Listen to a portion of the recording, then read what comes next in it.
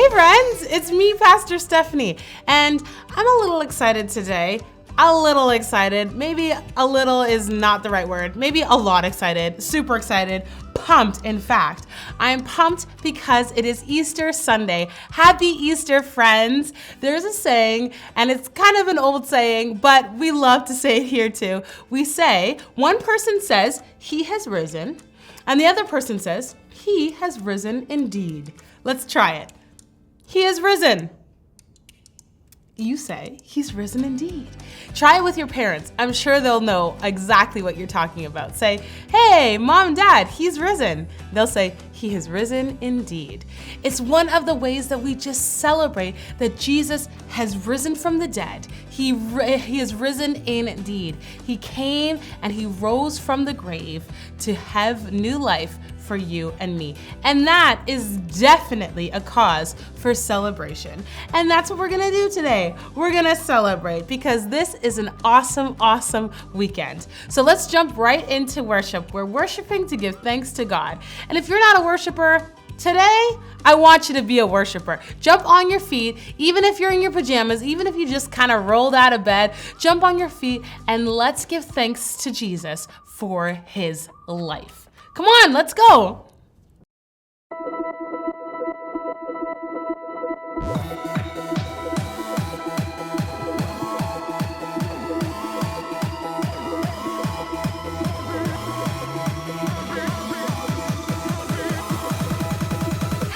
The greatest day in history. Death is beating, you have rescued me. Sing it out, Jesus is alive. Cross the empty grave, life eternal, you have won the day. Shout it out, Jesus is alive. He's alive. Oh, happy day, you wash my sin away. Oh, happy day, I'll never be the same.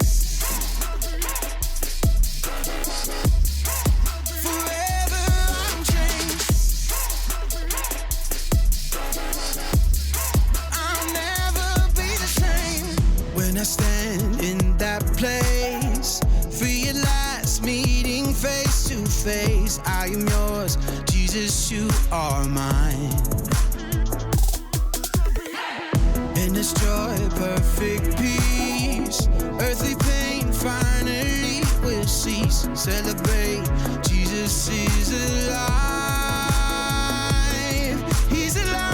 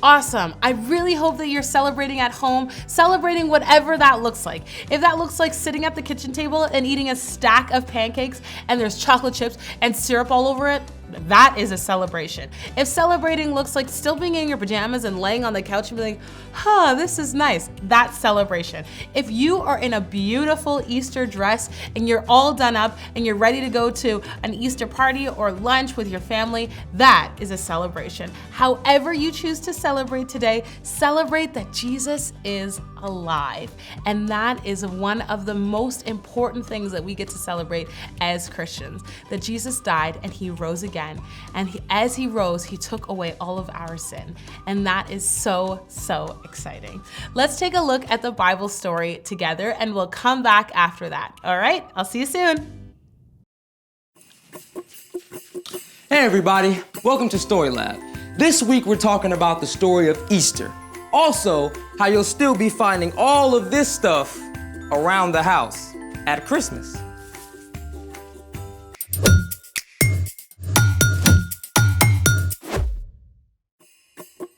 Hey, I'm Carter. And I'm Zeke. We're talking about Easter, which is celebrating that Jesus is alive. We said celebrating.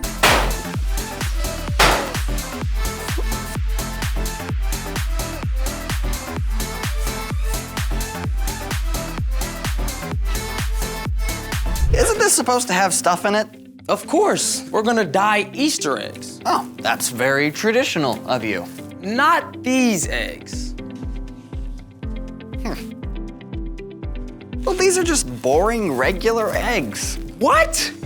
My friend, let me properly introduce to you the humble egg. So much more than meets the eye.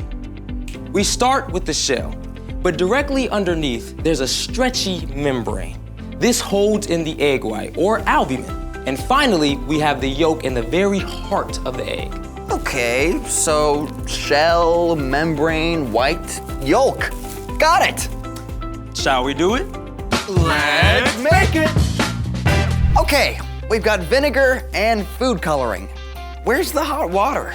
We're not using water to dye these eggs. Ah, the plot thickens. Step 1, fill 6 glass jars halfway up with vinegar. All vinegar? Yep. All right. Step 2, put about 5 drops of color in each jar.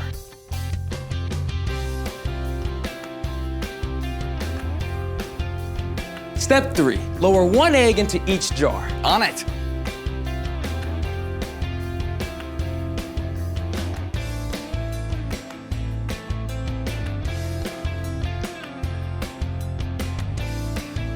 Ooh, done. All right, how long do we need to wait? 5 minutes, 10 minutes? 3 days. What? That's how long we have to wait. 3 days? Yep. And speaking of 3 days, it's time for The story before the story. Today we're in Luke, the 3rd book of the New Testament. In the beginning, God created everything. But when people turned away from God, the world was broken. God loves us way too much to leave us on our own. So God chose one family, the Israelites, and promised to bless the whole world through them. Many, many, many years later, God fulfilled that promise by sending Jesus, God's very own son. Jesus traveled the land, teaching and healing. He showed perfectly what it means to love God and love others. But the religious leaders were upset. When Jesus entered Jerusalem for Passover week, they made a plan to get rid of him. Which is where our story starts. Take it away.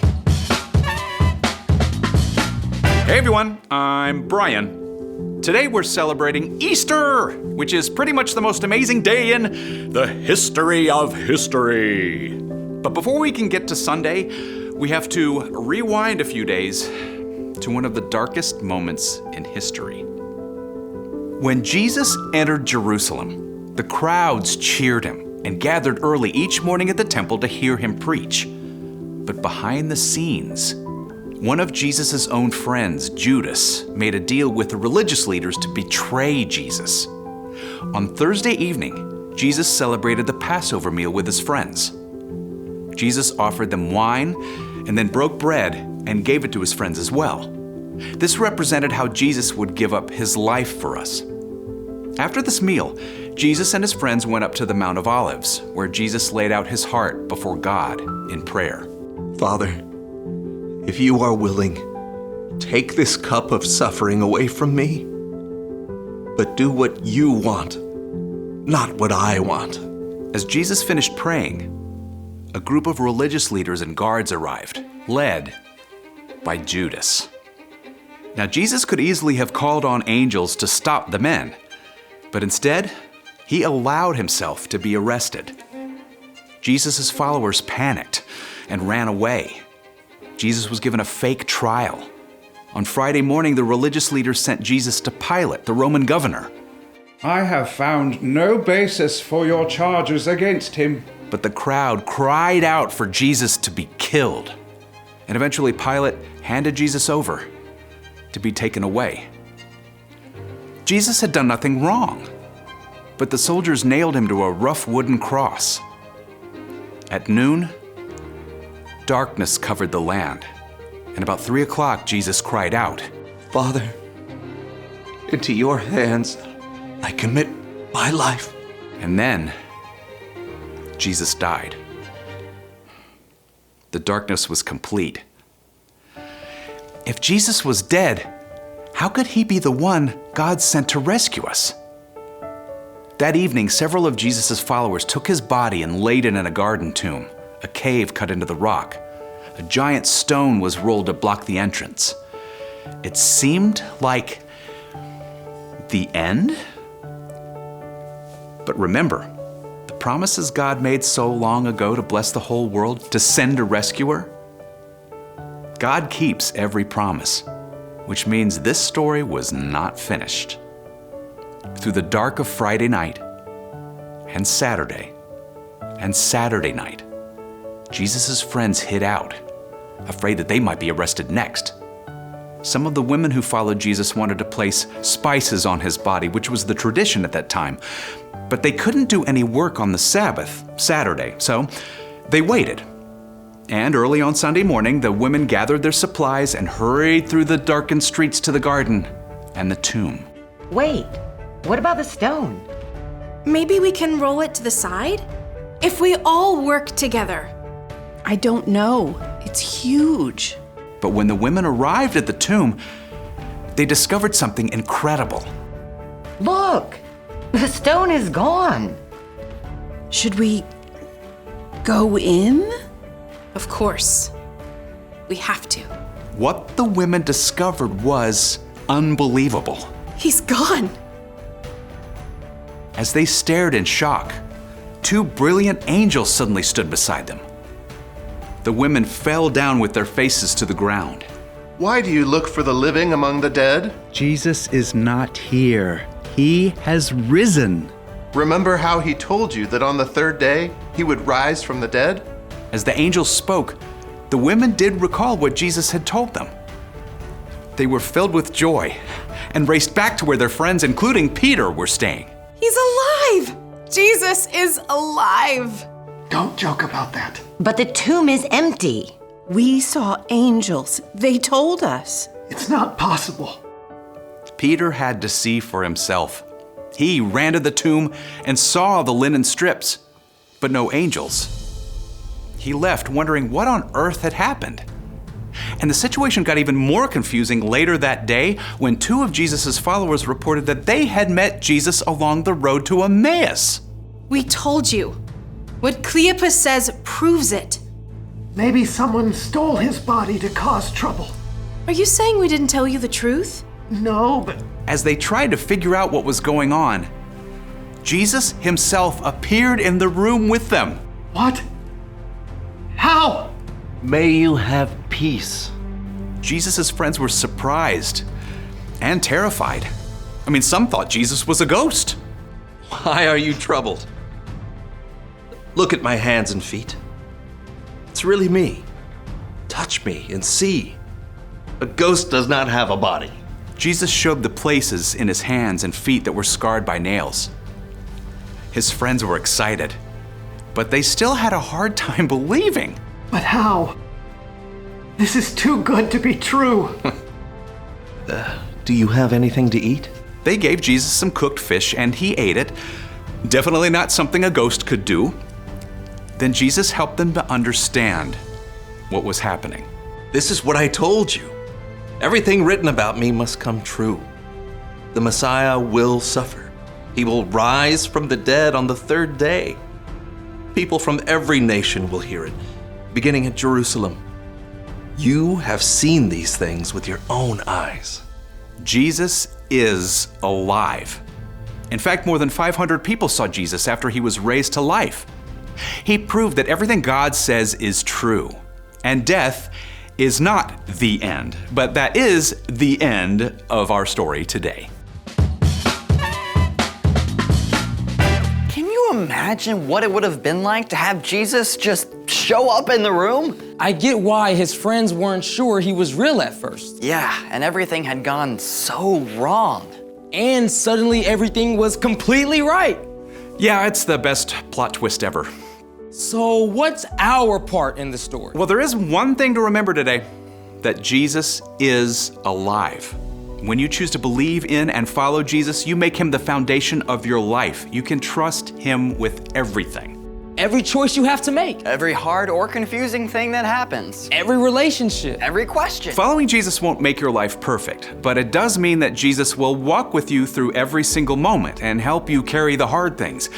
It means that in the end, God will make everything right again. That is a major cause for celebration. And you can share it with everyone you know. You got that right. Happy Easter! See you next time. So, here's the thing. Jesus is alive. He's the light of the world. The brightest light ever. After the darkest 3 days. Oh, hey, about 3 days. Do we really have to wait that long for this, experiment? I actually had the same experiment set up 3 days ago.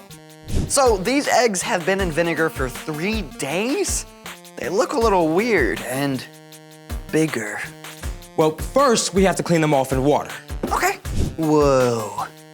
What happened to the shell? So, the vinegar dissolved the eggshell, then the membrane allowed the vinegar through to color the egg white. I love science. Try this. Like this. No way! Bouncy Easter eggs? That's awesome sauce! Whoa. Thanks for joining us in the Story Lab. See you next time. This is amazing. Oh, let me get the last one out. Whew. Yeah, how durable are these things? They're pretty durable. Okay. What about now? Jesus is alive, friends. It's such an important message for us as Christians. It's actually the most important part of being a Christian, of being a follower of Jesus. Let me read this verse for you. I have my laptop here. It's found in Luke chapter 24, verse 46 to 48. And it says this: "This is what is written. The Messiah will suffer. He will rise from the dead on the third day. His followers will preach in his name. They will tell others to turn away from their sins and be forgiven. People from all nations will hear it, beginning at Jerusalem. You have seen things with your own eyes." This was talking about the disciples who had seen Jesus rise again. But we haven't seen that, but we can trust that that is the story. 500 people saw Jesus before he rose again. Jesus wanted people to know, he wanted people to see that he was alive. He rose from the dead, and he is now up with our Heavenly Father and in heaven. It's such a powerful, powerful story, friends, and we get to celebrate it every single year for Easter. Celebrate that Jesus is alive. I can't wait to continue learning all about Jesus and his many, many wonders. Until next time, friends. Bye for now.